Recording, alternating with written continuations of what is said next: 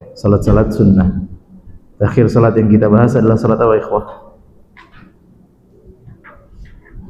Kalau di catatan saya itu salat duha. Betul apa tidak?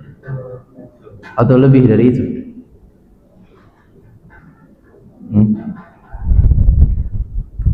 Dan kita akan masuk kepada pembahasan salatul istisqa dan beberapa salat tambahan yang lainnya tentang salat-salat sunnah yang tidak diterangkan di sini. Baik. Salatul istisqa. Salat al-istisqa. Istisqa, yastasqi. Dari asal kata saqa yasqi.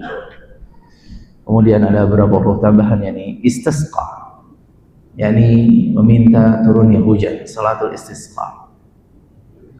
Dan salat ini disyariatkan kepada suatu tempat, atau daerah atau negara bahkan, apabila dia mengalami kekeringan, pecekleki yang panjang sehingga dia mengalami kesulitan untuk perkebunannya, hewan-hewan ternaknya, termasuk dirinya sendiri. Maka di sini disyariatkan untuk seorang salat istisqa. Ada yang pernah salat istisqa di sini? Pernah? Belum pernah? Siapa yang pernah? Ada yang pernah tinggal di negara luar atau di Saudi lebih tepatnya, kemudian hadir atau ketika umroh momennya pas sekali dia salat istisqa? Ada yang di sini pernah?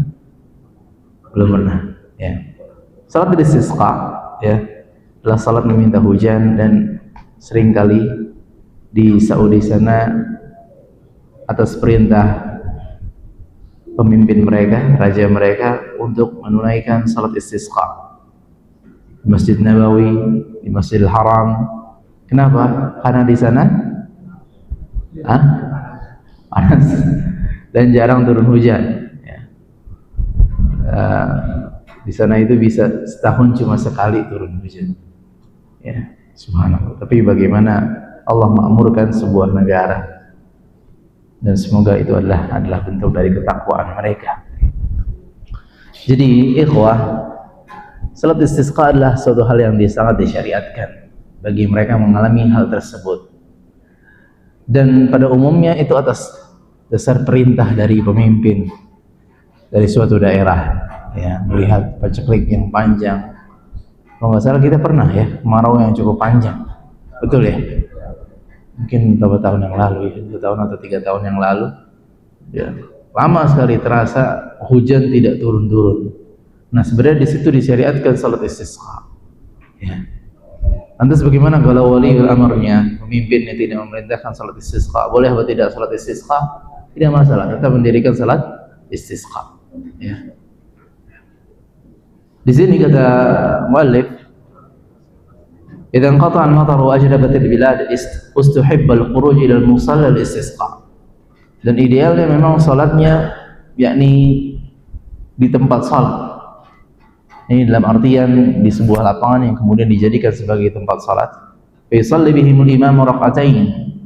Maka imamnya pun memimpin mereka salat 2 rakaat. Salatnya persis seperti salat Id. Persis seperti salat Id. Apa yang membedakan salat Id dengan salat yang lainnya? Nah, berapa takbir kalau takbir zawaid? Berapa takbir? Takbir yang pertama itu 7, ya. Sebagai mengatakan termasuk dari takbiratul ihram, sebagai mengatakan enggak, yakni 1 plus 7. Ini takbiratul ihram, kemudian 7 takbir yang dia bertasbih, bertahmid, bertakbir di antara takbir tersebut, ya. Dan di rakaat yang kedua berapa kali takbir? 5. Jadi tata caranya persis dan urutannya pun juga persis. Diawali dengan salat,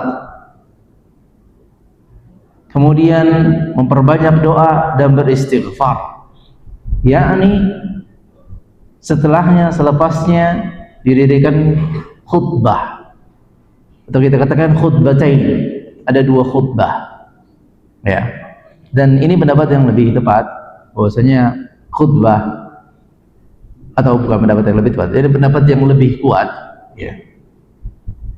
karena masing-masing memiliki pendalilan dan cara pendalilan yang berbeda-beda, yang mengatakan bahwasanya khutbah Aid yakni sama seperti khutbah salat Jumat. Ya. Jadi 2 kali khutbah dipisahkan dengan duduk dari khatibnya. Kalau antum kemarin di sini ada salat Aid di sini tentu ada di sini di lapangan sini di masjid ini. Oh, taib. Lalu sampai keluar ke lapangan dan seterusnya? Oh enggak, taib. Berapa kali khutbah? 2 kali khutbah, alhamdulillah. Ya. Dan sebagian berpendapat enggak, khutbahnya hanyalah sekali saja. Karena Nabi SAW menyebutkan para sahabat menjelaskan khutbah, jadi bukan khutbatain. Ya. Yani 1 kali khutbah saja. Dan masing-masing dengan dalil yang cukup kuat. Tapi dalam salat istisqa, yani dengan 2 khutbah. Ya. Dengan 2 khutbah mengingatkan untuk kembali kepada Allah, memperbanyak beristighfar, ya, karena itu salah satu ya pengundang rezeki, yakni pengundang turunnya hujan. Allah Subhanahu wa taala berfirman dalam surat Nuh, "Faqultu astaghfiru rabbakum innahu kana ghaffara." Kami katakan kepada kalian, beristighfarlah kepada Allah, sesungguhnya Dialah Zat yang Maha Pengampun atas segala dosa yang terus dikerjakan. Yursilis sama alaikum midrara, maka niscaya Allah akan menurunkan kepada kalian hujan yang deras. Wa yumdidukum bi amwali wa banina wa yaj'al lakum jannati wa yaj'al lakum anhara. Ya. Allah akan berikan kepada kalian keturunan, ya. Allah akan anugerahkan kepada kalian kekayaan harta. Ya. Jadi istighfar adalah salah satu sebab pendatang atau sebab yang dengannya Allah akan turunkan hujan suatu tempat. Maka khatib di sini memerintahkan banyak jamaahnya untuk beristighfar kepada Allah, mengingat dosa-dosanya dan memperbanyak doa kepada Allah Subhanahu wa taala. Ya. Wa yuhawwilu ridaahu, kemudian membalikkan ridanya. Ini dalam pakaian di sana ada izar, yang izar adalah sarung, ada rida adalah selendang. Nah, ini bukan rida ya. Ini bukan rida. Rida adalah sesuatu yang dipakai di sini. Ya. Kalau izar adalah sesuatu yang dipakai untuk menutupi bagian bawah. Dan praktek Nabi SAW adalah beliau yuhawwilu ridaahu. Makna yuhawwilu ridaahu, kata Sufyan atau qala Sufyan fa akhbarana Mas'udi an Abi Bakar qala ja'al yamin ala shimal. Dibalik kanan menjadi kiri. Ya, dibalik kanan menjadi kiri, atau segala sesuatu pakaian maka dibalik cara pemakaiannya. Ya. Kalau waktu itu Anda pernah salat istisqa di sana, ya, ketika khatib berdiri kembali untuk khutbah yang kedua, maka dia membalik ridanya. Kalau antum tahu apa bahasa, kalau orang Saudi atau apa namanya? Jubahnya, ada bahasa khususnya, lupa. Nah, jadi jubahnya dibalik, ya. Di bagian yang tadi yang dipakai bagian kanan, maka dipakai di bagian, jadi kebalik. Atau shimaknya, shimak adalah sorbannya, ya. Sorbannya yang tadinya dipakai seperti ini, maka dibalik, ya. Ketika itu anak nggak pakai apa-apa, nggak pakai yani, nggak pakai jubah, ya. Pakai peci, masa peci dibalik begini? Nggak mungkin. Jadi anak tidak membalik apa-apa. Ya. Bahkan sebagian para ulama menjelaskan begitu pula wanita, sekiranya dia menghadiri salat istisqa dan aman dari fitnah, tidak terlihat oleh kalangan pria, maka tidak masalah bagi dia untuk membalik jubahnya. Ya. Tapi dengan syarat aman dari fitnah, tidak terlihat oleh para lelaki. Ya. Kenapa? Salah satu hikmahnya adalah bentuk merendahkan diri serendah-rendahnya dan juga berharap betul kepada Allah agar membalikkan keadaannya sebagaimana dia membalikkan pakaiannya. Ini sikap tafaul, yani positive thinking kepada Allah Subhanahu wa taala, dan ini sangat terpuji. Baik. Dan layaknya salat Id tadi sudah dijelaskan, bacaannya dijaharkan meskipun dia dilaksanakan di pagi hari, ya, dilaksanakan di pagi hari. Dan kendati pun dia adalah salatul istisqa, maka para ulama menyarankan agar tidak dilaksanakannya di waktu-waktu terlarang. Ya, tidak dilaksanakan di waktu-waktu terlarang. Karena kita tahu ada beberapa waktu terlarang seseorang untuk sholat di dalamnya ataupun menguburkan seorang jenazah. Ya. Ada yang masih ingat? Hah? Setelah subuh, ya. Kemudian setelah subuh sampai syuruk, ya, atau sampai terbitnya matahari. Kemudian yang kedua, dari terbitnya matahari sampai meningginya matahari, ya. Kemudian sebelum waktu zuhur, kubail zuhur, yakni ketika matahari persis ala zahirah, benar-benar tepat di atas langit. Kemudian setelah asar sampai ya tenggelamnya matahari, ya ini waktu-waktu yang terlarang. Maka salatul istisqa dilaksanakan selain di waktu-waktu ini. Selain di waktu-waktu ini. Taib. Adapun sebagian orang-orang yang mereka setelah salat istisqa kemudian dia menyembelih, maka ini tidak ada dasarnya, ya, tidak ada dasarnya, ya. Tidak ada dasarnya dari hadis Nabi SAW. Kemudian kita masuk kepada sujud tilawah. Sujud tilawah, qala Ibn Hazm fil Muhalla, fil Quran 14 sajadah. Di Al-Quran ada 14 yakni perintah untuk sujud selepas membacanya atau bagi yang mendengarnya. Tapi sebagian berpendapat ada 15. Ya, ada 15. Yang pertama, awaluha fi akhir khatmati surat Al-A'raf. Akhir dari surat Al-A'raf. Thumma fi Ra'd, thumma fi Nahl, thumma fi Subhan, thumma fi Kaf Ha Ya Ain Sad ila akhir. Ya. Dan yang sering kali kita bersinggungan dengannya adalah surat-surat di juz Ammah, yakni akhir surat dari surat apa? Iqra bismi rabbikal ladzi khalaq, ya. Kemudian juga dalam surat Idza sama'u syaqqat, ya. Maka diperhatikan kalau sedang membaca Al-Quran kemudian ada tanda sajadah, maka perintah untuk sujud, ya. Dan sifat sujudnya tidak masalah ketika dia membaca sambil duduk kemudian langsung sujud, tidak masalah. Meskipun sebagian para ulama mensyariatkan untuk dia bangkit terlebih dahulu kemudian dia sujud, ya. Jadi dia langsung sujud pun tidak masalah. Lantas apa yang dibaca ketika sujud? Apa yang dibaca ketika sujud? Segala bacaan yang dibaca ketika sujud saat salat, ya, dengan berbagai macam modelnya, subhana rabbiyal a'la, subhana rabbiyal a'la wa bihamdi, subhanakallahumma rabbana wa bihamdika allahumma ighfirli, subuhun qudusun ila akhir, atau usajada wajhiya lilladzi khalaqahu wa sawwarahu wa syaqqa sam'ahu wa basarahu bihaulihi wa quwwatihi fatabarakallahu ahsanul khaliqin, ya. Ini dibaca ketika dia sujud tilawah. Sujud tilawah. Dan hukum sujud tilawah, ya, qala wa laysa sujudu fardhan lakinnahu fadl. Sujud tilawah hukumnya itu ada sebuah keutamaan yang dia rugi ketika meninggalkannya, ya, tetapi dia bukan sebuah kewajiban. Dan seseorang ketika membaca ayat ada perintah untuk sujud di situ, maka dia melaksanakannya kendati pun itu pada salat sunnah. Meskipun pada salat sunnah, dan meskipun itu berada di waktu-waktu yang terlarang, ya, dia lagi baca Quran sambil nunggu syuruk, setelah subuh sambil nunggu syuruk, kemudian ada tanda sujud, maka dia sujud, ya. Atau di waktu-waktu terlarang yang lainnya tetap dia sujud. Wa ala tahara au ghairu tahara, menghadap kiblat atau selain kiblat, tentu menghadap kiblat lebih utama. Menghadap kiblat atau tidak menghadap kiblat, atau di atas dalam kondisi suci atau tidak dalam kondisi suci.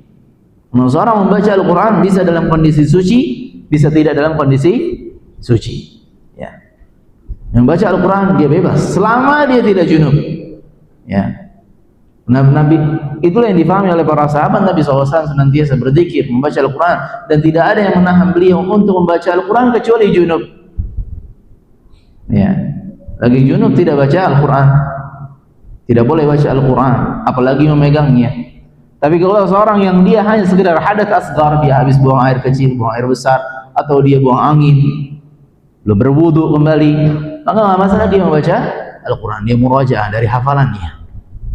Beda lagi kalau dia membacanya sambil memegangnya, memegang mushaf, maka menurut pendapat yang lebih kuat adalah memegangnya dalam kondisi suci. Ya. Tapi kalau hanya sekedar membacanya, tidak harus dalam kondisi suci. Membacanya kemudian sampai pada ayat tadi, akhir dari surat tadi Al-Alaq, ya, maka dia sujud. Ya, sujud.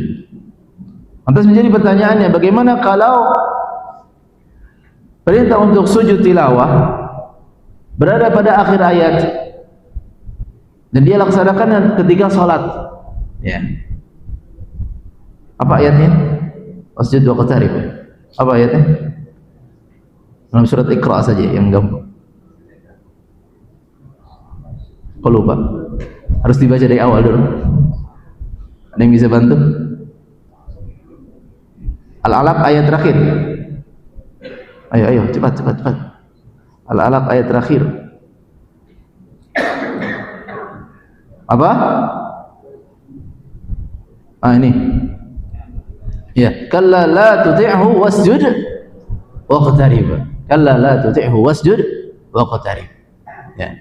Kalau dibaca sama imam, maka bagaimana seorang imam?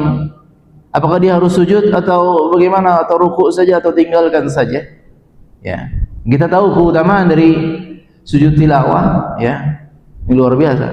Inilah kesarangan Nabi sallallahu alaihi wasallam. Nah, hadis nanti kita akan sampaikan bagaimana iblis, beliau mengatakan, atau Nabi SAW menyampaikan, idza qara ibnu Adam as-sajdah, apabila manusia membaca ayat sajadah kemudian dia sujud, i'tazala syaitanu yabki, maka iblis dia akan pergi sambil dia menangis.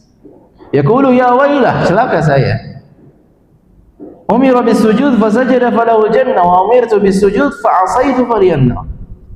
Celaka saya, kata iblis. Manusia diperintahkan untuk sujud, dia sujud. Ya. Tetapi saya diperintahkan untuk sujud, saya ingkari. Saya bermaksiat kepada Allah. Maka bagi saya neraka, kata iblis. Ya. Ini keutamaan yang luar biasa, membedakan antara dirinya dengan iblis. Ya. Jadi bagaimana seorang imam? Maka ada beberapa caranya. Ada yang pertama mengatakan dia sujud. Ya. Dia sujud langsung, dan makmum harus memahaminya. Ya. Makmum harus lihat imamnya. Yang belakang bagaimana? Lihat yang depannya. Sujud semuanya. Kemudian membaca dikit-dikit dalam sujudnya, kemudian bangkit lagi. Kemudian dia langsung ruku, takbir lagi, kemudian ruku. Ya. Bisa dipahami di sini? Baik. Ini cara yang pertama. Atau cara yang kedua, dia sujud. Wasjud waqtarib, dia sujud tilawah. Kemudian dia bangkit, kemudian menambahkan beberapa ayat. Ya, setelahnya adalah surat Al-Qadar. Inna anzalnahu fi lailatul qadar ila akhir ayat. Baru setelah itu dia ruku. Ini cara yang kedua. Dan cara juga yang ketiga disebutkan dalam sebagian athar, yakni rukuknya menggantikan syariat sujud tilawahnya. Ya. Rukuknya menggantikan sujud tilawahnya. Jadi ketika dia membaca kalla la tuti'hu wasjud waqtarib, ya, maka dia rukuk, itu sudah mencukupinya. Ya. Tapi Allah taala alam, kalau ana lebih tenang memilih pendapat yang pertama atau pendapat yang kedua. Ini tetap dia melaksanakan sujud tilawah. Dan sebagaimana yang kita sampaikan tadi, sujud tilawah, ikhwah, dia bukan sebuah kewajiban, tapi adalah sebuah keutamaan yang rugi orang-orang yang meninggalkannya. Dan Nabi SAW, beliau pernah membaca surat An-Najm. Surat An-Najm juga ada sujud tilawahnya. Coba antum buka, yang memegang Al-Quran digital. An-Najm. Oke. An-Najm, ketemu apa tidak? Yang terakhir juga kayaknya ya. Ayat terakhir, betul atau tidak? 62. Baik. Allah Subhanahu wa taala berfirman, "Fasjudu lillahi wa'buduhu." Perintah untuk sujud. Bersujudlah kalian kepada Allah dan beribadahlah kepadanya. Nah, di sini ada perintah untuk sujud. Ya, di setiap Al-Qur'an insyaallah nanti ada tandanya, ada semacam sajadah. Nabi SAW disebutkan di sini, qara'a alaihi Zaid bin Thabit falam yasjud fiha. Nabi SAW ketika membacanya beliau sujud, dan ketika ada orang lain yang membacanya beliau tidak sujud. Ya. Padahal perintah untuk sujud tilawah kepada orang yang membacanya, yang menyimaknya.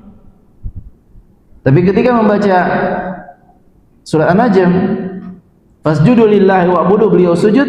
Dan ketika Zaid bin Aslam membaca, Zaid bin Thabit membaca surat yang sama, ayat yang sama, beliau tidak sujud. Kenapa? Dibayani jawaz. Nabi SAW ingin menjelaskan bahwasanya kedua hal itu diperbolehkan. Menjelaskan bahwasanya sujud tilawah bukan hal yang wajib. Nah, ini menjelaskan bahwasanya itu bukan hal yang wajib. Ya. Wallahu taala a'lam bis-shawab. Baik. Adapun di sini sudah disebutkan dari ma yaqulu idza sajad, apa yang dibaca ketika sujud, sajada wajhihi lilladzi khalaqa wa syaqqa sam'ahu wa basarahu bi hauli wa quwwati. Dan tambahannya Allahumma laka wa tabarakallahu ahsanul khaliqin, dan seterusnya. Allahumma laka sajadtu wa bika amantu wa laka aslamtu anta rabbi sajada wajhi alladhi syaqqa sam'ahu wa basarahu tabarakallahu ahsanul khaliqin. Silakan antum bisa cek ya, doa-doa sujud sangat beraneka macam ragamnya ya. Jadi salah ketika orang memahami bacaan sujud cuma subhana rabbiyal a'la atau subhana rabbiyal a'la wa bihamdi saja, titik. Salah. Ada banyak beraneka macam ragamnya. Dan kalau bisa kita dalam masalah itu, selama ada dalilnya, selama ada dalil yang validnya, maka silahkan explore di situ. Ya. Silahkan dicoba doa yang pertama, doa yang kedua, doa yang ketiga. Jangan seumur hidupnya 50 tahun, 100 tahun bacanya cuma subhanallah. Pas dikasih tahu tentang doa ini, oh ternyata ada doa sujud yang lain. Ya. Belajar dan melihat macam-macam permintaan dalam sujud. Baik. Selanjutnya sujudus syukur. Sujudus syukur. Ya, ini sujud syukur. Yustahabbu liman waradat alaihi ni'mah aw dufi'at anhu niqmah aw busyira bima yassarahu an yakhirra sajidan iqtida'an min Nabi sallallahu alaihi wasallam. Ya. Disunnahkan bagi siapa saja yang mendapatkan kenikmatan yang luar biasa bagi. Tentu semuanya adalah kenikmatan, tapi ini kenikmatan yang sangat spesial. Atau dia terhalangi atau dijaga dari sebuah keburukan. Ya. Selamat misalnya dari sebuah kecelakaan. Ya. Maka disunnahkan dia sujud syukur. Atau dikabarkan suatu hal yang dia sangat senang akan hal tersebut. Dia diterima misalnya di sebuah kampus yang favorit misalnya. Atau tendernya masuk dan seterusnya, ya. Dapat keuntungan yang luar biasa dari bisnisnya. Sujud syukur. Sebagaimana Nabi sallallahu alaihi wasallam sujud syukur. Anna Nabi sallallahu alaihi wasallam kana idza ta'u amrun yasuruhu aw yasurru bih kharra sajidan syukran lillahi tabaraka wa ta'ala. Beliau pun sujud syukur. Dan apa yang dibaca? Baca apa yang biasa dibaca ketika sujud. Ya. Dan ini yang dipahami oleh para sahabat. Para sahabat pun juga demikian. Mereka pun sujud syukur. Ya, mereka sujud syukur. Salah satunya adalah kisah yang menarik ketika kasus Ka'ab bin Malik, ya, dengan beberapa kawannya, dua kawannya yang sengaja tidak ikut perang karena godaan pada dirinya, perang Tabuk. Ya, sudah pada dengar kisahnya, ya. Bagaimana Nabi SAW marah kepada ketiga orang tersebut, terlebih lagi kepada Ka'ab bin Malik, ya, karena yatakhallaf, yakni dia tidak ikutan perang, ikut perang Tabuk. Ditanya alasannya apa? Enggak ada alasan, enggak ada udzur syar'i sebenarnya. Maka Nabi SAW pun marah, dan Nabi SAW memboikot beliau, yakni tidak ngajak ngomong beliau, ya, dan memerintahkan kepada ahlul Madinah untuk melakukan hal yang sama. Jadi diboikot bukan sama satu orang, bukan satu orang saja, tetapi satu kota. Subhanallah. Diboikot beberapa hari, anak lupa, 30 hari atau lebih. Ya. Berhari-hari. Bahkan kalau Ka'ab bin Malik mengucapkan salam, tidak ada satupun yang menjawabnya dengan suara yang keras. Ketika Ka'ab bin Malik masuk ke masjid kemudian ingin sholat, dilihat di situ ada Nabi SAW, beliau mengucapkan salam, yang menjawabnya hanya Nabi SAW, tetapi menjawab dengan suara yang pelan atau dengan sebuah isyarat, ya, sebuah pukulan batin yang luar biasa. Diboikot, bukan diboikot sama orang-orang jahat, tapi diboikot sama orang-orang yang luar biasa nih, Nabi SAW dan para sahabat. Ini kesalahan yang sangat fatal. Tabuk ini fungsi dari keluarnya kaum muslimin ke perang Tabuk salah satunya untuk membedakan antara orang-orang yang beriman dengan orang-orang munafik. Ya. Nabi SAW sangat marah kepada Ka'ab bin Malik. Maka diboikotlah. Bahkan istrinya yang tadinya masih diberikan waktu silakan bersama Ka'ab bin Malik, sampai pada suatu saat ada perintah untuk istri dikembalikan kepada keluarga, yang bukan untuk ditalak, bukan untuk dicerai, tapi untuk dipisahkan saja agar semakin terhimpit bagi. Ini yang dirasakan oleh Ka'ab bin Malik.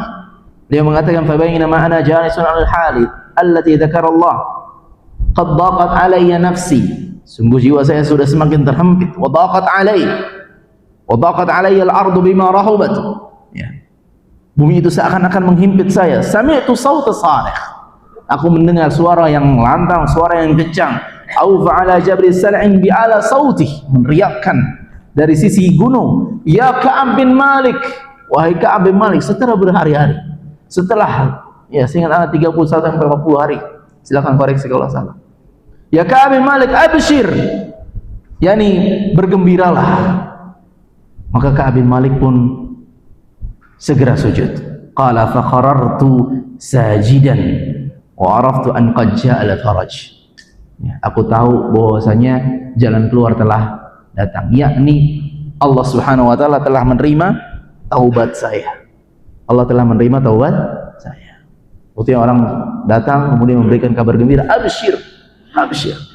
Wa adana Rasulullah sallallahu alaihi wasallam bi taubatillahi alaina hina salat al-fajr. Fadhahaban nas yubashirun. Ya. Nabi SAW menyampaikan kepada kami semuanya selepas salat fajar, Allah telah menerima taubatmu. Subhanallah. Jadi taubatnya sudah ada jaminan diterima. Ya. Dan meninggalkan peperangan yang sifatnya pada saat itu dia mampu dan dia diwajibkan atasnya, ini dosa yang sangat besar dan Allah menerima taubat. Ya. Maka orang-orang berbondong-bondong mendatangi Ka'ab bin Malik yang tadi diboikot satu kota, mereka datang, terus datang. Yubashirun, memberikan kabar gembira. Mereka senang temannya diterima taubatnya oleh Allah Subhanahu wa taala. Maka apa sikap Ka'ab bin Malik tadi? Langsung sujud syukur. Itu juga yang dilakukan oleh Nabi SAW, dilakukan oleh Ali bin Abi Thalib, dilakukan oleh Abu Bakar dan para sahabat-sahabat yang lainnya. Jadi ini adalah sujud syukur. Kalau kita mendapatkan suatu hal yang menggembirakan, menyenangkan, ya, misalnya kelahiran seorang anak pertama yang ditunggu-tunggu puluhan tahun, ya, ada orang yang demikian, subhanallah. Kemudian alhamdulillah ada kabar istrinya hamil, kemudian alhamdulillah berhasil melahirkan anak pertama dengan selamat, dengan baik, ya, maka langsung sujud syukur, ya. Kata Allah Subhanahu wa taala, kata Nabi SAW, ta'arraf ila Allah fi raha ya'rifka fi shiddah. Cari muka sama Allah, kenali diri kalian kepada Allah ketika senang, Allah akan ingat kalian saat kalian sedih. Jadi jangan cuma ingat Allah ketika sedih, pas senang dilupakan. Ya. Banyak-banyak mengingat Allah ketika senang. Ada kabar gembira, sujud langsung. Ya. Dan isu dengan orang-orang, pandangan orang lain, meskipun itu di suatu tempat yang ramai, suatu tempat umum, sujud. Nggak usah malu, ya. Dan menurut pendapat yang lebih tepat adalah tidak perlu atau tidak disyariatkan, tidak disyaratkan untuk menghadap ke kiblat, ya. Dan tidak disyaratkan pula untuk di atas taharah, ya. Karena kalau dia lagi berhadas, ya repot juga untuk wudhu dulu. Nyatanya Ka'ab bin Malik langsung dia sujud, ya. Jadi langsung sujud. langsung ingat Allah Subhanahu wa taala, ya. Dan ini nasihat pada diri anak pribadi dan antum semuanya, ya. Semua taufik, semua pertolongan, perbuatan, bukan hanya syukur dengan lisan, tapi syukur juga dengan anggota tubuh. Letakkan kepala Anda di bawah, bersyukur kepada Allah Subhanahu wa taala. Baik. Ini berkaitan dengan sujud syukur. Ada beberapa ketinggalan ya, salat nafilah ini sudah masuk sujud saja. Ada beberapa salat sunnah yang disyariatkan. Masalah pekan atau bulan lalu Anda sudah sempat menjanjikan. Ada yang bertanya tentang salat taubat ya. Siapa yang kemarin bertanya tentang salat taubat? Ya. Ya, sebentar. Salat taubat ya, termasuk salat yang disyariatkan. Ngambil dari kitab yang lain. Tapi kok hilang? Sebentar Pak ya. Salat taubat ya. Salah satunya adalah hadis dari Abu Bakar. Salat taubat.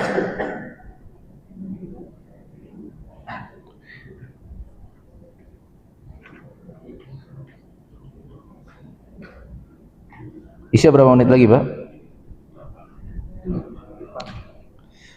Baik, salat taubat ini juga disyariatkan ketika seorang ingin benar-benar bertaubat. Dan taubat yang dimaksud di sini adalah taubatun nasuh, taubatan yang suci, yang bersih, yang murni, bukan taubat yang tercampur aduk, bukan taubat sambal, bukan taubat yang pilah-pilih ya. Ini dalam artian dia taubat dari seluruh dosanya, bukan taubat yang pilah-pilih. Seorang dia mungkin terjerumus dalam berbagai macam dosa besar, dosa zina, waliyadzubillah, dosa minum khamar, dosa berjudi ya, dosa ini, dosa itu ya. Nah, tidaklah dikatakan taubat nasuha kecuali dia bertaubat dari seluruh dosa. Jadi nggak bisa seorang saat anak pengen bertaubat tapi anak taubat dari dosa riba dulu, yang lain ntar dulu deh. Saat anak pengen bertaubat dari mendengar musik, main musik dan seterusnya, tapi yang lain ntar dulu. Saat anak pengen bertaubat dari taubat zina, tetapi yang lain ntar dulu. Ini bukan taubatan nasuh. Ini bukan taubatan nasuh.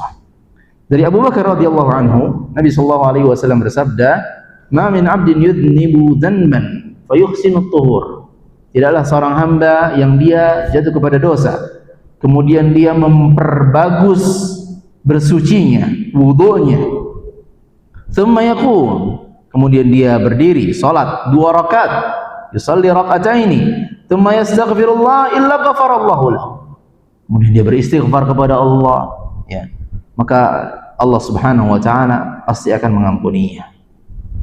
Kemudian Nabi SAW membaca ayat ini yang dalam surat Ali Imran, walladzina idza fa'alu fahishatan aw zalamu anfusahum dzakarullah. Dan apabila mereka jatuh kepada dosa, mengerjakan dosa fahisyah atau mereka menzalimi diri mereka. Dosa fahisyah seringkali digambarkan tentang dosa-dosa berkaitan dengan kemaluan, perzinahan dan dosa-dosa yang lainnya, nasallahu alaihi wasallam. Atau mereka menzalimi diri mereka, zakarullah, mereka lantas segera mengingat Allah. Dan salah satu bentuk mengingat Allah adalah dengan salat. Ini salat taubat. Wa aqimis salata lidzikri, kata Allah Subhanahu wa taala. Dirikanlah salat untuk mengingatku. Jadi bentuk zikir yang tertinggi juga adalah melaksanakan salat.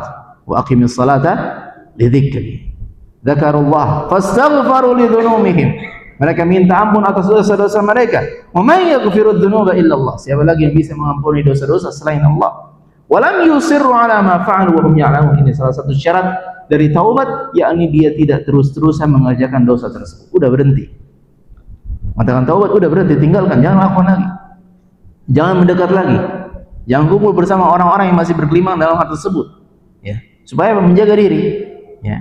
Untuk menjaga dirinya. Sahih Al-Albani fi Sahih Abi Dawud. Ini salah satu hadis yang berkaitan dengan salat taubat. Salat taubat. Kemudian ada juga salat sunnah yang lainnya. Bahkan ini salah satu salat yang mungkin seorang banyak yang tidak tahu, yaitu salat sunnah. Nah, mumtaz. Salat sunnah pulang dari safar. Ya. Sebagaimana digambarkan oleh hadis Jabir dan yang lainnya, Menggambarkan Nabi SAW kalau beliau pulang safar, maka beliau singgah ke masjid untuk sholat 2 rakaat. Ya. Ada yang baru tahu? Hah? Ada yang sudah pernah mengerjakannya?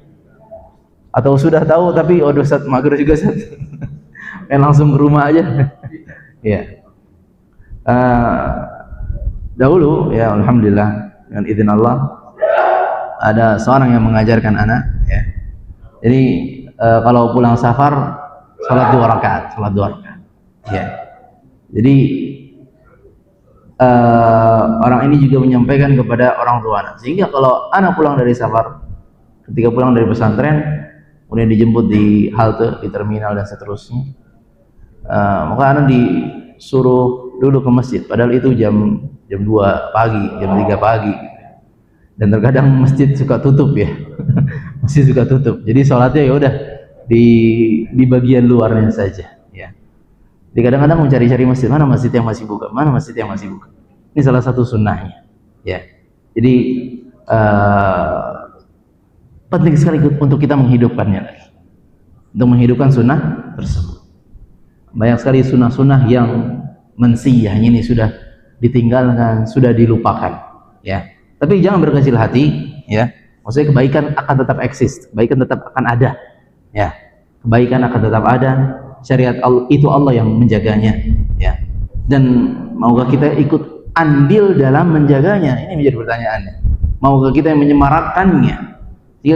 Ketika menyemarakkannya, kemudian orang-orang tahu atau tahu dari kita, terinspirasi dari kita, kita sampaikan ya tentang ilmu tersebut, ilmu yang baru ini mungkin bagi sebagian orang, maka perlahan-lahan semakin hidup, perlahan-lahan semakin hidup ya. Dan hidupnya sunnah ya, ini adalah suatu hal yang kita ingin bersama-sama ya.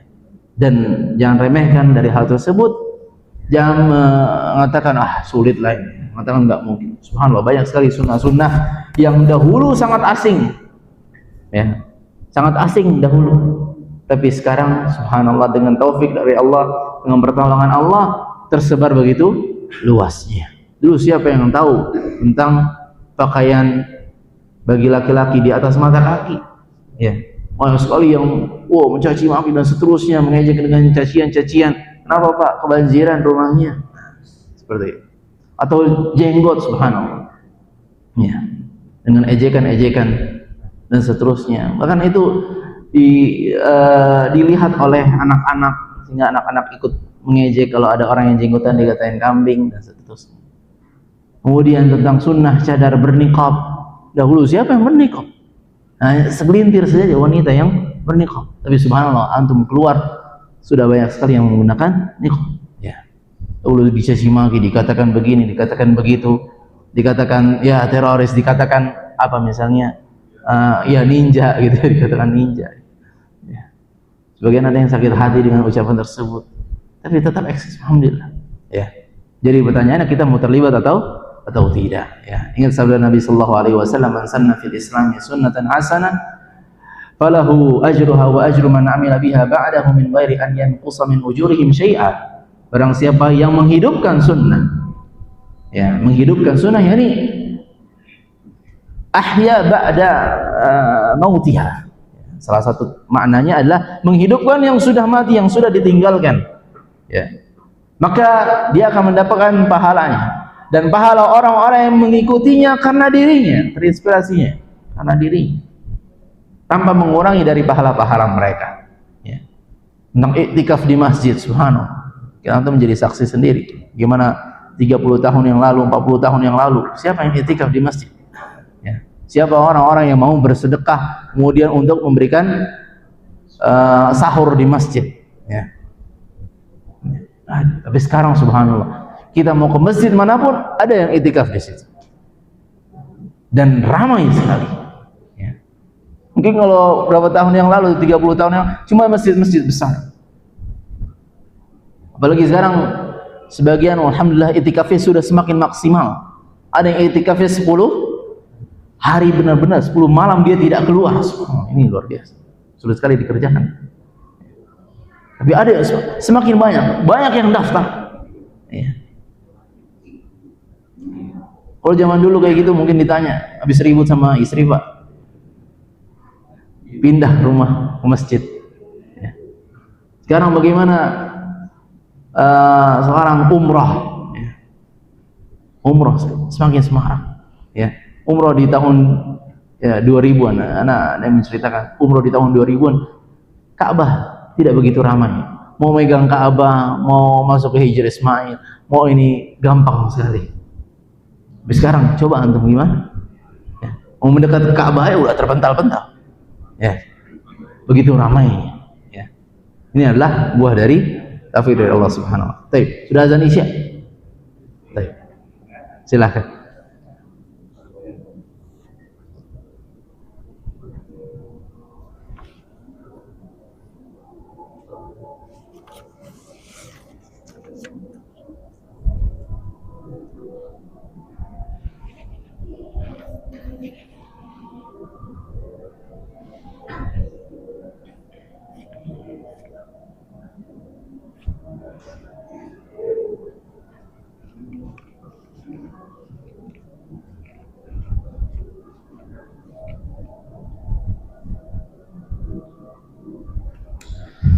Nah, bismillahirrahmanirrahim. Alhamdulillah wassalatu wassalamu ala rasulillah. Nah, sampai sini penjelasannya. Insyaallah kita akan lanjutkan di pertemuan yang akan datang berkaitan dengan sujud sahwi. Ya, sujud sahwi. Ada pertanyaan di sini. Ada yang pakai kelas terlebih dahulu ya. Assalamualaikum warahmatullahi wabarakatuh. Bagaimana jika pulang dari safar salat sunnahnya ketika sampai bandara? Masih dalam lingkungan bandara, masih jauh dari rumah. Jazakumullah khairan penjelasannya. Baik. Jika seorang pulang dari safarnya, maka bagaimana salat sunnahnya? Salat sunnahnya ini misalnya Nabi SAW, atau yang dipraktekkan oleh Nabi SAW, dipesankan oleh Nabi SAW kepada sahabatnya, seperti Jabir di sini, untuk mendatangi masjid, ya, untuk mendatangi masjid. Ya. Bagaimana dia mengatakan, "Falamma qadima al-Madinah amarani an ati al-masjid fa usalli rak'atain." Ketika aku datang ke Madinah, aku diperintahkan untuk salat di masjid dua rakaat, ya, 2 rakaat. Dan juga perkataan dari Ka'ab bin Malik, Nabi SAW tidak datang kecuali di waktu duha dari safarnya. Fa idza qadima bada'a bil masjid. Ketika beliau datang, beliau mulai mendatangi masjid dan beliau salat 2 rakaat. Kemudian beliau duduk di dalam. Ya. Jadi perintahnya adalah salat sunnah 2 rakaat di masjid. Ya. Kalau di bandara, ya, bukan masjid berarti. Juga dia masjid bandara. Emang ada di Suta ada masjidnya? Oh ada. Musola. Musola, kalau masjid.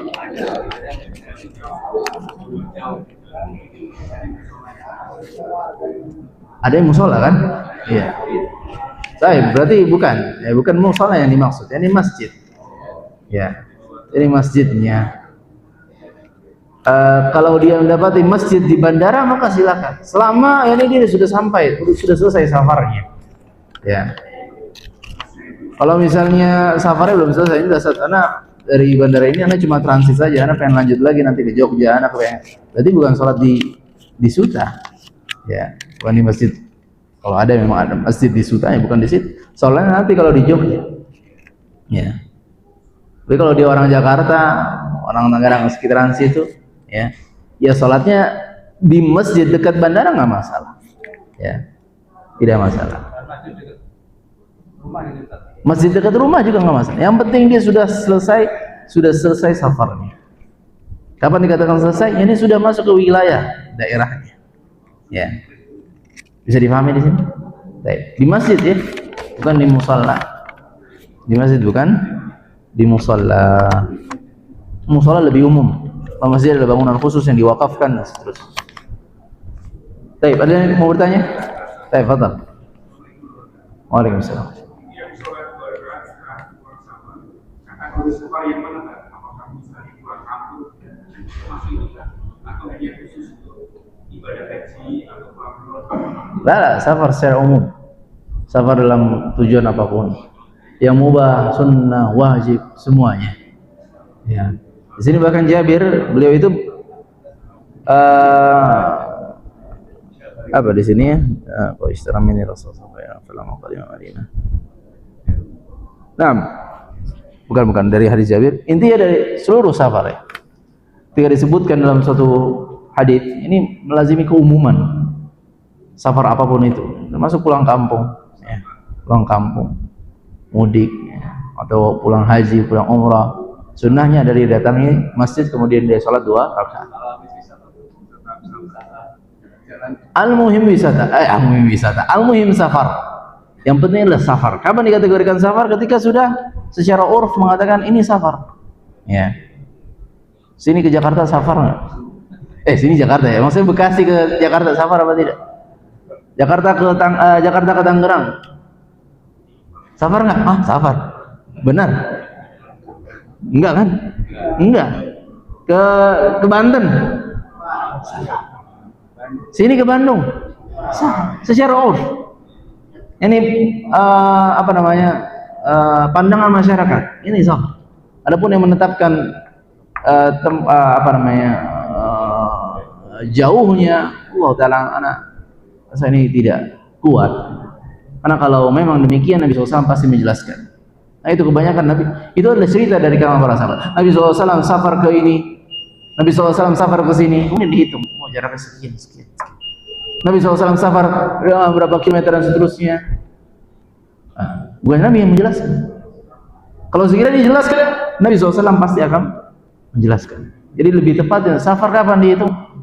Sesuai dengan uruf. Ini pendapat Abu Hanifah dan Ibnu Taimiyah wallahu taala. Jadi mau wisata, mau jalan-jalan, mau cuma nemenin anak-anak gitu ya. Kesentul, safar apa tidak? Bayangnya yang sentul dia biasanya anak-anak sentul gitu ya. Safar apa tidak? Baik. Safar mungkin kita ibadah, tapi kalau keluarga dan anak, kalau dia jalan-jalan ke Bali misalnya. Nah. Kudur. Nah.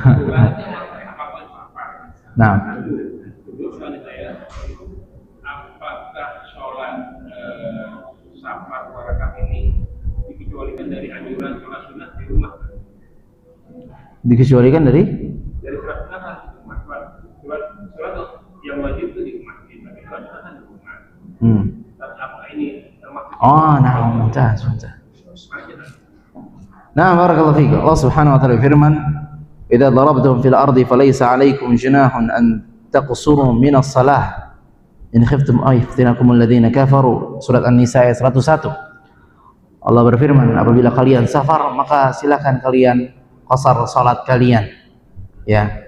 Dan Allah Subhanahu wa taala memerintahkan qasar salat pada setiap safar ini secara umum. Mau safar itu tadi yang bersifat mubah, mau sifat sunnah, mau bersifat yang wajib, hatta kata para ulama yang bersifat haram.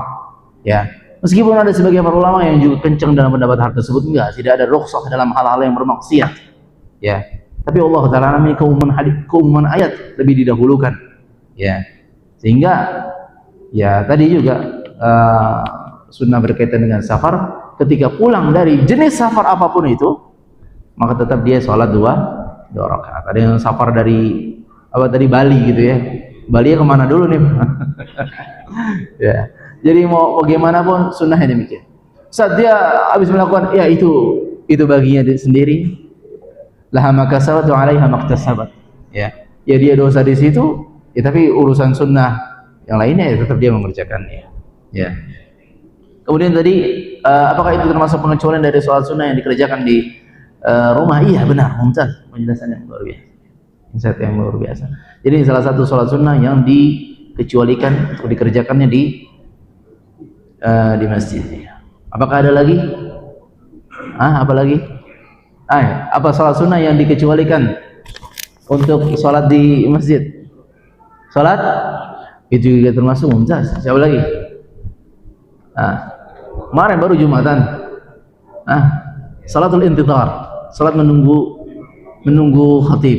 Ya, ini juga dilakukan di mana? Di masjid. Para sahabat salat ada yang 8 rakaat, 10 rakaat, 12 rakaat untuk menunggu khatib naik mimbar. Ya, mumtaz, barakallahu fiik. Baik. Dalam sholat istisqa, apakah berdoa dengan setinggi-tingginya, apakah itu khusus untuk imam, untuk khatib aja, atau juga makmum semua begini? Nah, itu juga termasuk yang diajarkan Nabi SAW berdoa untuk meminta turun hujan. Beliau sampai mengangkat tangannya, terlihat ketiaknya yang putih ya, bersih ya. Maka ini juga dianjurkan bagi yang menyimaknya, berdoa bersama khatibnya, bersama imamnya. Dia benar-benar mengangkat. Dan itu yang benar. Yang ana saksikan di ketika salat di Masjid Nabawi, mereka semua mengangkat tangan. Benar-benar mereka benar-benar meminta, benar-benar takut, benar-benar mereka menangis. Sebegitu butuhnya mereka dengan hujan, subhanallah. Sedangkan di sini hujan, banyak orang sebel ya pada hujan ya. Hujan lagi, ini jemuran kapan kering ya. Repot banget nih, jas hujan juga bocor mulu bawaannya. Sebel, subhanallah. Ya, yang kita pandang kesulitan di sini ternyata itu adalah nikmat yang luar biasa bagi saudara-saudara kita di sana. Apalagi di Afrika yang mereka benar-benar bisa bunuh-bunuhan untuk air. Ya. Maka jangan sikapi dengan demikian ya. Baca doa ketika turun hujan, Allahumma shayyiban nafi'an, minta hujan yang bermanfaat ya. Jangan boleh sudah hujan banjir lagi. Jangan. Banyak berdoa sama Allah Subhanahu wa taala. Khair mumtaz. Barakallahu fiik. Ada lagi? Cukup insyaallah ya. Sudah masuk waktu salat. Jazakumullah khairan ikhwah ala hudurikum. Semoga menjadi ilmu yang bermanfaat bagi kita semuanya. Semoga menjadi pemberat amalan kita di sisi Allah Subhanahu wa taala. Subhanakallahumma bihamdika asyhadu an la ilaha illa anta astaghfiruka wa atubu ilaik. Assalamualaikum warahmatullahi wabarakatuh.